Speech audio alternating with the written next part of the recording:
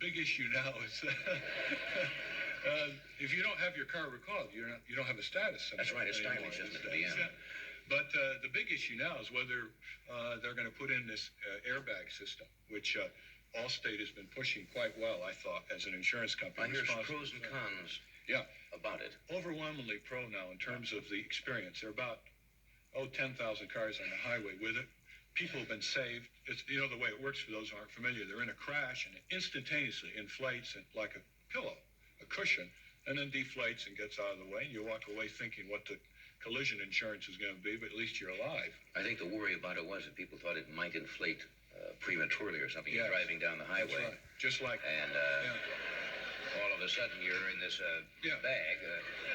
Well, that would be a reasonable fear. All right, here's the answer to that. Of course, they've had just tens of millions of miles of tested, and it's proved out very well. But the other answer is that it's established so that the minute it inflates, it also disinflates and deflates in a fraction of a second. 40 milliseconds, for example.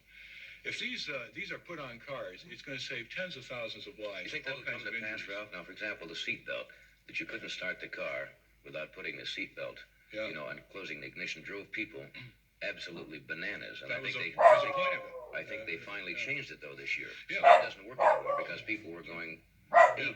That was an idea of an auto company in order to push off the airbags, as a matter of fact. But technology is a great thing if it's humanized, like in the energy area. Solar energy is the way to go.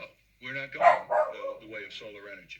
They want to go into the nuclear fission, don't they? They want to go into nuclear fission with all the radioactivity and the potential of accident and sabotage. And now, the people, of course, who would say for this, say that the possibility of a nuclear plant blowing up is so infinite. But as Paul Ehrlich said on the show, even if that exists as a possibility, you shouldn't do it, because you're not talking about an airplane crashing with 300 people or even an earthquake or several thousand. You're talking about something that could affect millions of people, literally. Exactly. And nobody can give you an absolute Furthermore, there have been some close misses already. John Fuller put out a book, We Almost Lost Detroit, just a few months ago, on a near miss right outside of Detroit of a plant in 1966. There was one in Canada and one in Great Britain. All you need is one plant out of 500 or 1,000 to have an accident. You'll wish you never heard the word atomic energy. Well, then why don't they put more money into solar development if that's the way it's going to go? It's very interesting.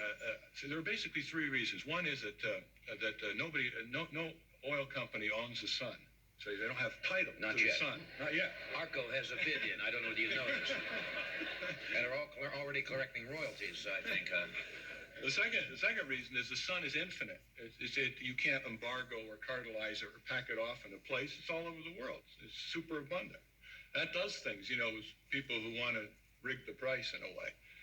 And the third thing is that the sun's got a nasty potential of going straight to your home, bypassing your friendly utility company and oil company. Nasty potential. But you will have to admit, right at this present time, for home use, they haven't got it down to the point where it is effective completely. I mean, the price is rather high, and you have to live in certain areas, but with advance in technology, sooner or later, they're going to discover some way to trap that energy. Right now, it's economical for heating. Actually, I mean, what's happened in the last 3 or 4 years is fantastic with small business and inventors and not the big boys. Is that now for heating, it's ready to go because the price of oil and coal and so on is going up so high. And there are schools in the United States that are building buildings with solar energy. There are hundreds of homes using solar energy. Now, Washington, D.C. is not your sunshine capital of the world. True. But for 10 years, there's a house in Washington, D.C. where the fellow built a solar collector. Traditional, nothing fancy, nothing like I can do now. And his gas bill in 1972 is about $7. That's his supplementary heat. The rest came from the sun. So it can be done.